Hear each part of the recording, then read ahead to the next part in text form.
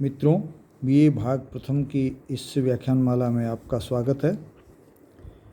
पिछली बार हमने अलंकारों के अध्ययन में अलंकारों की परिभाषा को जाना था। परिभाषा हमारे सामने स्पष्ट होने के पश्चात एक बात और स्पष्ट हो जाती है, वो है कि यदि हमसे कोई पूछे कि आपने अलंकारों के बारे में जानकारी ले ली है तो आप बताइए अलंकारों के लक्षण क्या होते हैं। तो उन परिभाषाओं में जो जो विशेषताएं हमारे इन विद्वानों ने बताई है, इन आचार्यों ने बताई है, उसके आधार पर हम कह सकते हैं कि ये लक्षण अलंकारों के होते हैं। तो कुछ लक्षण हमारे सामने स्पष्ट हो जाते हैं, वो हम यहाँ एक बार देख लेते हैं और तत्पश्चात हम अलंकारों के वर्गीकरण पर अपना ध्यान केंद्रित करेंगे। काव्य में अलंकारों के कार्य को लक्ष्य करके, काव्य में अलंकारों का कार्य क्या होता है या कौन सा अलंकार क्या कार्य करता है, उसको लक्ष्य करके, उसको ध्यान में रखते हुए अलंकारों के लक्षण जो हैं वो इस प्रकार से हमारे सामने आते हैं। कौन कौन से लक्षण आते हैं वो देखिए। पहला आता है कथन के असाधारण या चमत्कार पूर्ण प्रकार को अलंकार कहते हैं या प्रकारों को अलंकार कहते हैं। पहली चीज़ क्या है? कथन के असाधारण या चमत्कार पूर्ण प्रकारों को अलंकार कहते हैं। ये उन परिभाषाओं से हमारे सामने निकल करके आया है जो लक्षण है। दूसरा लक्षण हम बता सकते हैं, शब्द और अर्थ का वैचित्र्य ही अलंकार होता है। शब्दों का और अर्थों का, दोनों का जो वैचित्र्य है वो जो है वो अलंकार होता है। वैचित्र्य का मतलब औरों से अलग दिखना। तीसरी जो बात आती है वो आती है काव्य की शोभा करने वाले धर्मों को अलंकार कहते हैं। अर्थात इनका एक लक्षण ये भी है कि काव्य की शोभा को बढ़ाते हैं या काव्य की शोभा करने वाले धर्म होते हैं। चौथी इसी से मिलती जुलती बात है कि काव्य की शोभा की वृद्धि करने वाले शब्दार्थ के अस्थिर धर्मों को अलंकार कहते हैं। ऊपर खाली धर्म बताया गया है, यहाँ एक अन्य जो हमारे आचार्य हुए उन्होंने अस्थिर धर्म बताया है। तो हमें इस प्रकार से हम देखते हैं कि 4 लक्षण अलंकारों के आ जाते हैं, जिसके आधार पर इनका एक स्वरूप उभर करके हमारे दिमाग में स्पष्ट हो जाता है, हमारे मनोमस्तिष्क में स्पष्ट हो जाता है। ये जो लक्षण हमने पढ़े हैं इसके आधार पे हम ये तो मान सकते हैं या कह सकते हैं कि अलंकार वास्तव में काव्य में शोभा उत्पन्न न करके वर्तमान शोभा को ही बढ़ाते हैं। ऊपर जितनी भी परिभाषाएं या लक्षण जो हमारे सामने आए, उनसे एक चीज़ जो स्पष्ट होती है वो ये है कि इनसे शोभा उत्पन्न नहीं होती, बल्कि जो पूर्व में शोभा है वो शोभा और बढ़ जाती है। ये खास बात है और ये इसका एक स्वरूप है। उस स्वरूप को हम जान लेना चाहिए हमारे को।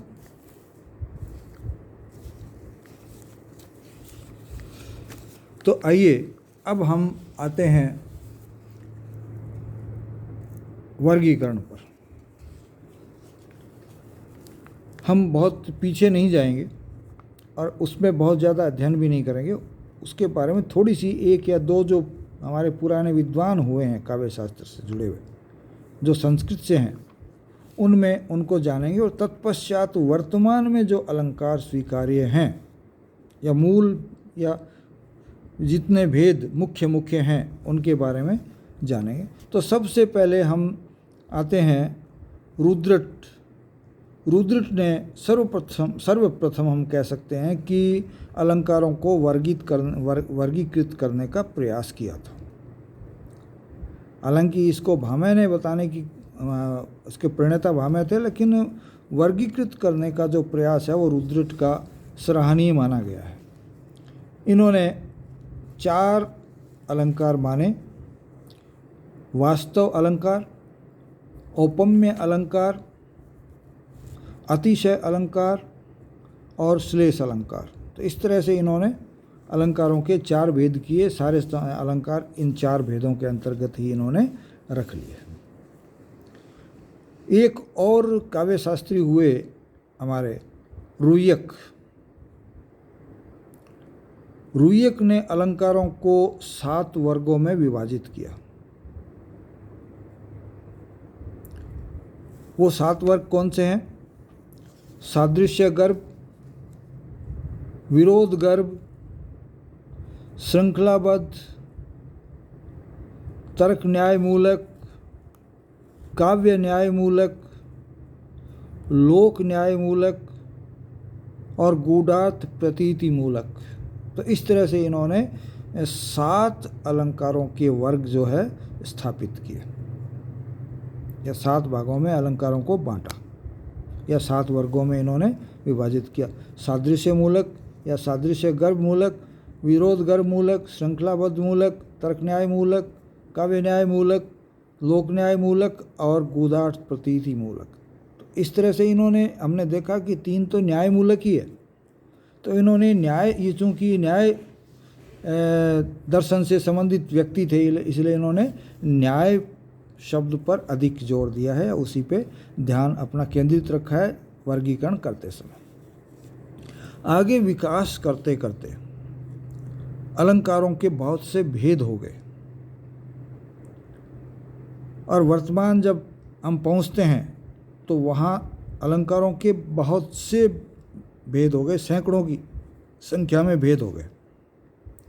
अब उनका अलग अलग से अध्ययन नहीं किया जा सकता, उनको वर्गों में, उपवर्गों में बांटा जाता है। तो वर्तमान काल में जो अलंकारों का वर्गीकरण स्वीकार्य है या सबसे अधिक मान्य है, उसमें अलंकारों के 3 भेद किए गए हैं।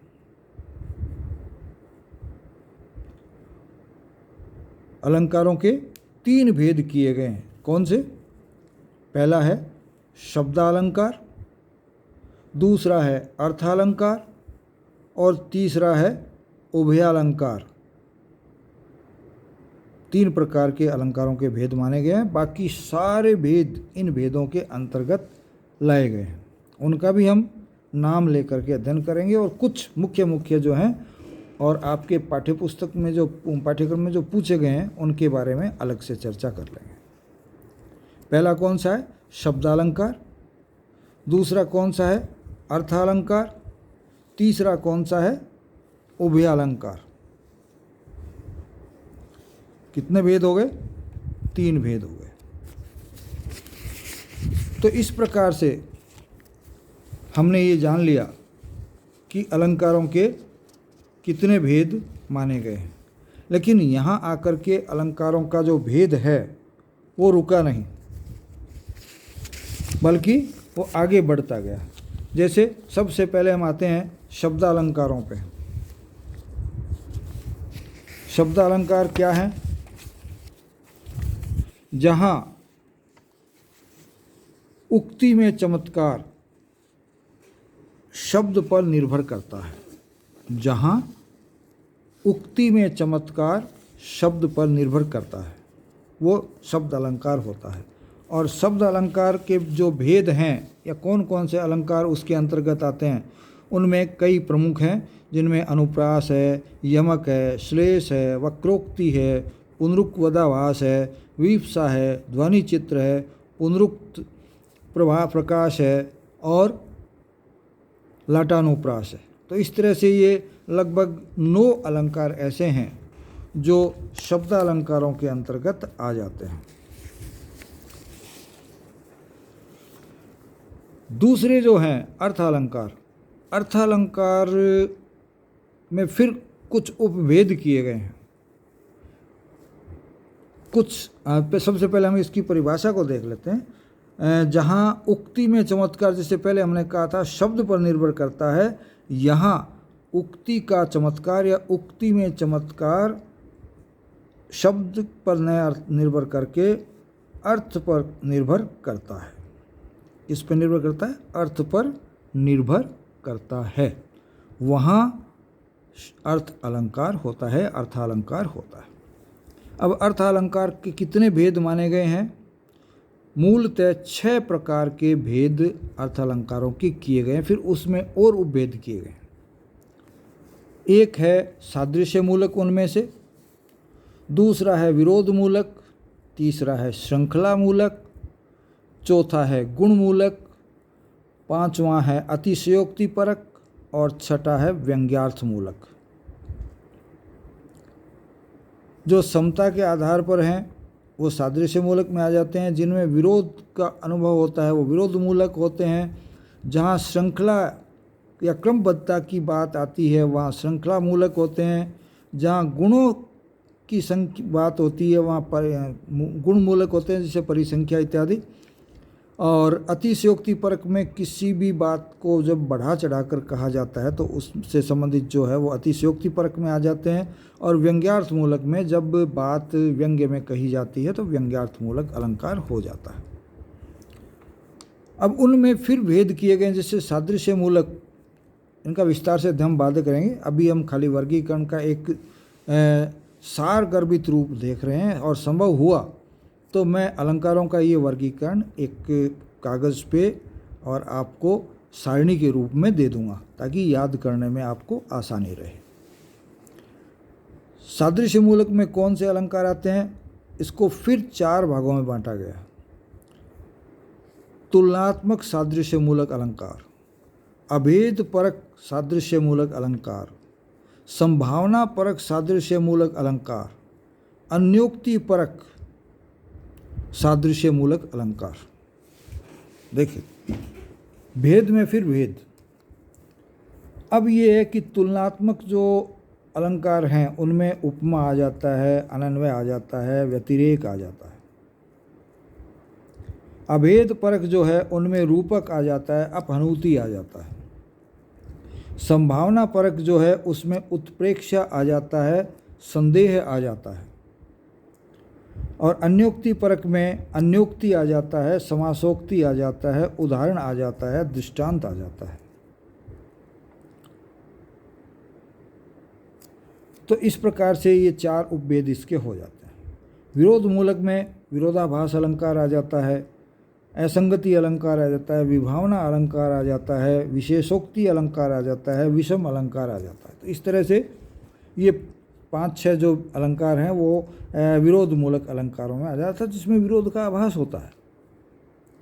श्रृंखला मूलक अलंकारों में एकावली अलंकार है या सार अलंकार है या कारणमाला अलंकार है, इन अलंकारों को इसके अंदर प्रमुख रूप से रखा जा सकता है।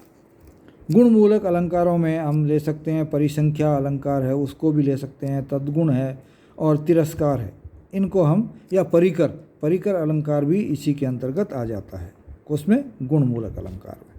अतिशयोक्ति परक में अतिशयोक्ति अलंकार आ जाता है, और व्यंग्यार्थ मूलक में व्यंग्योक्ति अलंकार आ जाता है, व्याज स्तुति अलंकार आ जाता है, पर्यायोक्ति अलंकार आ जाता है। तो इस प्रकार से ये अलंकार इसमें शामिल हो जाते हैं। अब आते हैं तीसरा अलंकार, जो कि ज़्यादा भेद उसमें नहीं है, वो है उभय अलंकार, अर्थात जिसमें दोनों तरह के अलंकार मिले रहते हैं।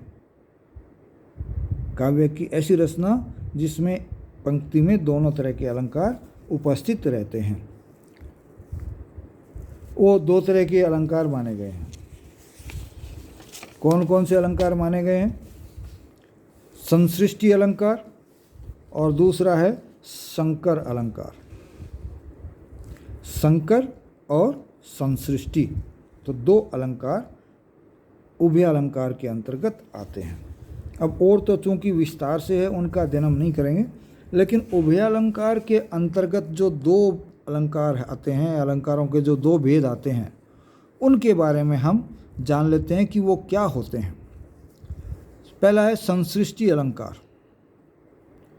इस तरह का जो अलंकार होता है उसमें एक ही छंद में 2 या 2 से अधिक अलंकार, एक ही छंद में 2 या 2 से अधिक अलंकार तिल चावल की भांति परस्पर मिले रहते हैं या निरपेक्ष रूप से प्रयुक्त होते हैं, किस रूप में? निरपेक्ष रूप में। आप गौर करिए, निरपेक्ष, एक दूसरे पे आश्रित नहीं है। मैं एक बार फिर बोलता हूँ, जहाँ एक ही छंद में दो या अधिक अलंकार तिल चावल की भांति परस्पर निरपेक्ष रूप में प्रयुक्त होते हैं, अर्थात दोनों अलग अलग रहते हुए भी एक में ही शामिल हो जाते हैं।